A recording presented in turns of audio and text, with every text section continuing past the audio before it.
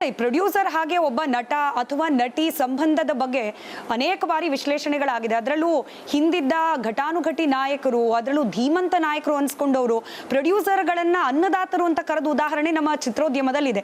ಅಂಥದ್ರಲ್ಲಿ ಒಬ್ಬ ಪ್ರೊಡ್ಯೂಸರ್ನ ಕೆಟ್ಟದಾಗ ಬೈದು ಬಿಡೋದು, ಆತನ ಮೇಲೆ ಅಟ್ಯಾಕ್ ಮಾಡಿಬಿಡೋದು, ದಿಸ್ ಇಸ್ ಆಲ್ ನಾರ್ಮಲ್ ಅನ್ನೋ ರೀತಿಯಲ್ಲಿ ಹೋಗ್ಬಿಟ್ಟಿತ್ತ ದರ್ಶನ್ ಅವರ ಪೀರಿಯಡ್ ಅಲ್ಲಿ. ನಾನು ಮುಗಿದೋಯ್ತು ಅಂತ ಹೇಳಿದಾರೆ ದರ್ಶನ್ ಅವ್ರದ್ದು, ಬಟ್ ಈ ಗ್ರಾಫ್ ಅಂತೂ ಕೆಳಗೆ ಹೋಗ್ಬೋದೇನೋ ಮುಂದಿನ ದಿನಗಳಲ್ಲಿ. ಬಟ್ ಅವರು ಪೀಕಲ್ಲಿದ್ದ ಸಂದರ್ಭದಲ್ಲಿ, ಅವರು ಚಿತ್ರರಂಗದಲ್ಲಿ ಆಕ್ಟಿವ್ ಆಗಿದ್ದ ಸಂದರ್ಭದಲ್ಲಿ ಅವರ ವರ್ತನೆಗಳು ಪ್ರೊಡ್ಯೂಸರ್ನ ವಿಚಾರಕ್ಕೆ ಸಂಬಂಧಪಟ್ಟ ಹಾಗೆ ಎಸ್ಪೆಷಲಿ ನೋಡಿ, ಅವ್ರವ್ರು ಮಾಡಿದ ಕರ್ಮ ಅವ್ರವ್ರು ಅನುಭವಿಸ್ತಾರೆ. ಚಿತ್ರರಂಗ ಈತನಿಂದ ಚಿತ್ರರಂಗ ಇಲ್ಲ ಮೇಡಮ್. ಇನ್ನು ಅನೇಕ ಒಳ್ಳೊಳ್ಳೆ ಕಲಾವಿದರುಗಳಿದ್ದಾರೆ, ತುಂಬ ಜವಾಬ್ದಾರಿಯುತ ಕಲಾವಿದರುಗಳಿದ್ದಾರೆ. ಅವರಿಂದ ಸಿನಿಮಾ ಇಂಡಸ್ಟ್ರಿ ನಡೀತದೆ. ಯಾಕಂದರೆ ಇವರು ಬರೋಕ್ಕೂ ಮುಂಚೆನೂ ಇಂಡಸ್ಟ್ರಿ ಇತ್ತು, ಇವರು ಹೋದ್ಮೇಲೂ ಇಂಡಸ್ಟ್ರಿ ಇದ್ದೇ ಇರ್ತದೆ. ನಾವಿಲ್ಲ ಅಂದರೂ ಇರುತ್ತೆ, ಇದ್ರೂ ಇದ್ದೇ ಇರುತ್ತೆ ಮೇಡಮ್. ಹಾಗಾಗಿ ಚಿತ್ರರಂಗಕ್ಕೆ ಏನು ಸಮಸ್ಯೆ ಆಗಿಲ್ಲ. ಸ್ವಲ್ಪ ಗೊಂದಲ ಇದೆ ಅಷ್ಟೇ. ಗೊಂದಲ ಸ್ವಲ್ಪ ದಿವಸದಲ್ಲೇ ಕಡಿಮೆ ಆಗ್ತದೆ ಅಷ್ಟೇ. ಕೆಲವರು ದರ್ಶನನ್ನ ಬ್ಯಾನ್ ಮಾಡಬೇಕು ಅಂತ ಹೇಳ್ತಿದ್ದಾರೆ, ಇನ್ ಕೆಲವರು ಹೇಳ್ತಾರೆ ಅವ್ರನ್ನ ನಂಬ್ಕೊಂಡು ಕೋಟ್ಯಾಂತರ ರೂಪಾಯಿ ಬಂಡವಾಳ ಹಾಕಿರೋ ಪ್ರೊಡ್ಯೂಸರ್ಗಳ ಕತೆ ಏನು ಅಂತ ಹೇಳಿ. ನೀವು ಒಬ್ಬ ಪ್ರೊಡ್ಯೂಸರ್ ಇದ್ದೀರಿ, ಬ್ಯಾನ್ ಅನ್ನೋ ನಿರ್ಧಾರ ಈ ಸಂದರ್ಭಕ್ಕೆ ಸೂಕ್ತಾನಾ? ಹಂಗಾದ್ರೆ ಪ್ರೊಡ್ಯೂಸರ್ಗಳ ಗತಿ ಏನು ಅಂದ್ರೆ ಅದನ್ನ ಫಿಲ್ಮ್ ಚೇಂಬರ್ ಇದೆ, ಮತ್ತೆ ಕಲಾವಿದರ ಸಂಘ ಇದೆ, ಅವರೆಲ್ಲ ನಡಿ ಈಗ ಶುರು ಮಾಡೋಣ.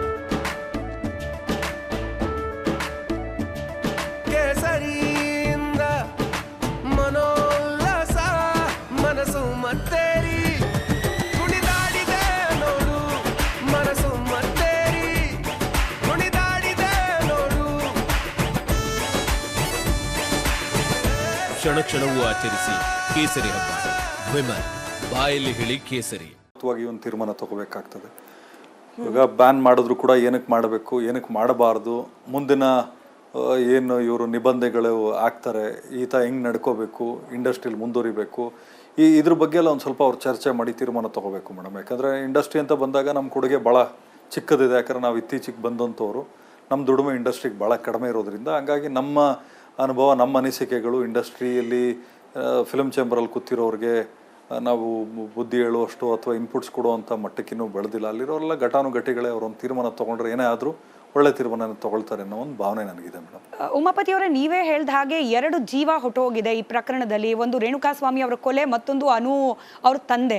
ಇಂಥ ಸಂದರ್ಭದಲ್ಲಿ ಆರೋಪಿ ಸ್ಥಾನದಲ್ಲಿ ನಿಂತಿರುವ ದರ್ಶನ್ ಅವರನ್ನ ಬಿಡಿಸ್ಕೊಂಡು ಬರಲಿಕ್ಕೆ ಕೆಲ ಪ್ರೊಡ್ಯೂಸರ್ಗಳು ಕೂಡ ಟ್ರೈ ಮಾಡ್ತಿದ್ದಾರೆ, ಪ್ರಭಾವಿ ರಾಜಕಾರಣಿಗಳನ್ನ ಅಪ್ರೋಚ್ ಮಾಡ್ತಿದ್ದಾರೆ, ಪೊಲೀಸರ ಮೇಲೆ ಒತ್ತಡ ತರೋ ಪ್ರಯತ್ನ ಪಡ್ತಿದ್ದಾರೆ. ಅವ್ರ ಅನಿವಾರ್ಯತೆ ಇರಬಹುದು, ಬಟ್ ಕೇಳೋಕ್ ಸಿಕ್ಕಿರೋ ಆರೋಪ ಅತ್ಯಂತ ಗಂಭೀರದಾಗಿರೋ ಸಂದರ್ಭದಲ್ಲೂ ಕೂಡ ಹೀಗೆ ಮಾಡೋರ್ಗೆ ಏನು ಹೇಳ್ತೀರಿ?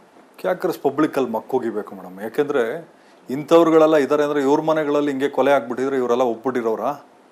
ನಾನು ಹೇಳೋದು, ವೈಟಲ್ ಪೇಮೆಂಟ್ ಕೊಟ್ಟಿರ್ತಾರೆ, ನಾಳೆ ದಿವಸ ಒಂದು ನೋಟಿಸ್ ಕಳಿಸಿದ್ರೆ ವಾಪಸ್ ಕೊಡಲೇಬೇಕು. ಇನ್ನು ಸಿನಿಮಾ ಮಾಡಿನೇ ಜೀವನ ನಡೀತದೆ ಮೇಡಮ್, ಬೇರೆ ಹೀರೋಗಳಿಲ್ವಾ? ನಾನು ಹೇಳೋದು ಈತನಿಗೋಸ್ಕರ ಅಂತಲೇ ಏನಾದರೂ ಇವರೆಲ್ಲ ಹುಟ್ಟಿದಾರ? ನಾನು ಹೇಳೋದೇನೆಂದರೆ ಸ್ವಲ್ಪ ಸಮಯ ಸಂದರ್ಭ ಜವಾಬ್ದಾರಿಯುತವಾಗಿ ನಡ್ಕೋಬೇಕಾಗ್ತದೆ. ವ್ಯಾಪಾರ ಮಾಡಿ ನಿಜ, ಇನ್ನೊಬ್ಬರ ಮನೆ ಚಿತೆ ಹಚ್ಚಿ ನೀವು ವ್ಯಾಪಾರ ಮಾಡೋ ಅಂಥದ್ದು ನಾಚಿಕೆಗೇಡನ ಸಂಗತಿ. ಈಗೇನು ಸಿನಿಮಾ ಅರ್ಧ ಆಗಿದೆ ಅದ್ರ ಬಗ್ಗೆ ನಾನು ಕಳವಳ ವ್ಯಕ್ತಪಡಿಸ್ತೀನಿ. ಯಾಕಂದರೆ ಸಿನಿಮಾ ಅರ್ಧ ಆಗಿದೆ, ಅದನ್ನು ಫಿನಿಷ್ ಮಾಡಲೇಬೇಕು. ಯಾಕಂದರೆ ಅವರು ನಿರ್ಮಾಪಕರೇ, ಕಷ್ಟಪಟ್ಟು ಮಾಡಿರ್ತಾರೆ. ಬಟ್ ಇನ್ನು ಬೇರೆಯವರೆಲ್ಲ ಅಡ್ವಾನ್ಸ್ಗಳು ಕೊಟ್ಟಿರ್ತಾರೆ, ಅಡ್ವಾನ್ಸ್ ವಾಪಸ್ ತೊಗೊಂಡ್ರೆ ಮುಗೀತಲ್ಲ. ಬೇರೆಯವ್ರುಗಳು ಕೊಟ್ಟರೆ ಆಯಿತು, ಈತನ ಜೊತೆಲೆ ಮಾಡ್ತೀರಾ, ಆಯಿತು. ಈತನಿಗೆ ಯಾವತ್ತು ಬೇಲ್ ಸಿಗ್ತದೆ ಅವತ್ತು ನೀವು ಮಾಡ್ಕೊಳ್ಳಿ. ಅದು ಬಿಟ್ಬಿಟ್ಟು ಇವಾಗ ನೀವು ಬಿಡಿಸೋಕೆ ಮಾಡೋಕ್ಕೆ ಹೋದರೆ ನಿಮಗೆಲ್ಲ ಜನ ಕ್ಯಾಕ್ರಸ್ ಮಕ್ಕೋಗಿದ್ದಾರೆ, ಅಂಥ ನಿರ್ಮಾಪಕರು, ಅಂಥ ರಾಜಕಾರಣಿಗಳಿಗೆ. ಭಾಮಾ ಹರೀಶ್ ಅವರು ಇವತ್ತು ರಿಪಬ್ಲಿಕ್ ಕನ್ನಡದ ಜೊತೆ ಮಾತನಾಡಿದ್ರು. ಆ ಸಂದರ್ಭದಲ್ಲಿ ಫಿಲ್ಮ್ ಚೇಂಬರ್ ನಡ್ಕೊಳ್ತಿರೋ ರೀತಿ ಬಗ್ಗೆ ಕೂಡ ಅಸಮಾಧಾನ ವ್ಯಕ್ತಪಡಿಸಿದ್ದಾರೆ. ನೋಡಿ, ಇದೇ ದರ್ಶನ್ ವಿಚಾರದಲ್ಲಿ ಹಿಂದೊಬ್ಬ ಹೆಣ್ಮಗಳನ್ನ ಬ್ಯಾನ್ ಮಾಡಿಬಿಟ್ರು, ಈಗ ಯಾಕೆ ಹಿಂದೆ ಮುಂದೆ ನೋಡ್ತಿದ್ದಾರೆ? ಇನ್ನು ಫಿಲ್ಮ್ ಚೇಂಬರ್ ರೇಣುಕಾಸ್ವಾಮಿ ಅವ್ರ ಕುಟುಂಬಕ್ಕೆ ಪರಿಹಾರ ಕೊಡಬೇಕು ಅಂತ ಯೋಚನೆ ಮಾಡ್ತಿದ್ದಾರೆ. ಮಾನವೀಯತೆಯಿಂದ ದೃಷ್ಟಿ ನೋಡಿದಾಗ ತಪ್ಪಲ್ಲ, ಆದರೆ ಯಾವನೋ ಮಾಡಿದ ತಪ್ಪಿಗೆ ಕಷ್ಟದ ಹಣ ಅದನ್ನು ಕೊಡಬೇಕು ಅಂತ ಎಕ್ಸ್ಪೆಕ್ಟ್ ಮಾಡ್ತಿದ್ದಾರಲ್ಲ, ಅದು ತಪ್ಪು. ಈ ರೀತಿಯಾದ ಹೇಳಿಕೆ ಭಾಮಾ ಹರೀಶ್ ಅವ್ರದ್ದು. ಹೌದು, ಸತ್ಯನಲ್ವಾ ಮೇಡಮ್? ಇವಾಗ ಒಂದು ಹೇಳ್ತೀನಿ, ಅರ್ಥ ಮಾಡ್ಕೊಳ್ಳಿ. ಆತನ ಪ್ರಾಣ ದುಡ್ಡು ಕೊಟ್ಟರು ವಾಪಸ್ ಬರೋಲ್ಲ. ತಪ್ಪಾಗಿರೋದು ಯಾರಿಂದ? ಇವರೆಷ್ಟು ಜನದಿಂದ, ಇವರೆಷ್ಟು ಜನದ ಕೈಲಿ ಪರಿಹಾರ ಕೊಡಿಸಿ ಇವ್ರು ತಾನೇ ಮಾಡಿರೋದು. ಕಾನೂನು ರೀತಿಯಲ್ಲಿ ಇವ್ರಿಗೆ ತಾನೇ ಶಿಕ್ಷೆ ಆಗೋದು. ಫಿಲ್ಮ್ ಚೇಂಬರ್ಗೆ ಆಗ್ತದ? ಫಿಲ್ಮ್ ಚೇಂಬರಲ್ಲಿ ಹೆಂಗೆ ಅಂದರೆ ಅದೇನೋ ಹೇಳ್ತಾರಲ್ಲ, ಎಮ್ಮೆಗೆ ಜ್ವರ ಬಂದರೆ ಓರಿಗೆ ಬರೆ ಹಾಕಿದ್ರು ಅಂತ, ಹಂಗಾಯ್ತು ಇವ್ರ ಕತೆ. ಯಾಕಂದರೆ ಇಲ್ಲೇನಾಗ್ಬಿಟ್ಟಿದೆ ಅಂದರೆ, ಯಾರು ಇವತ್ತಿನ ಸಿನಿಮಾ ಮಾಡುವಂಥವ್ರು ಯಾರೂ ಇಲ್ಲ. ಎಲ್ಲ ಸ್ವಲ್ಪ ಹಿಂದೆ ಸಿನಿಮಾ ಮಾಡಿರುವಂಥವ್ರೆ ಕೂತಿರೋದು. ಅವ್ರಿಗೇನು ಇವತ್ತಿನ ಸಮಸ್ಯೆಗಳ ಬಗ್ಗೆ ಗೊತ್ತಾಗಲ್ಲ. ಕೊಡಲಿ, ಮಾನವೀಯತೆ ದೃಷ್ಟಿಯಿಂದ ಅಲ್ಲಿ ಹಣ ಸಹಾಯ ಮಾಡಲಿ, ನಾನು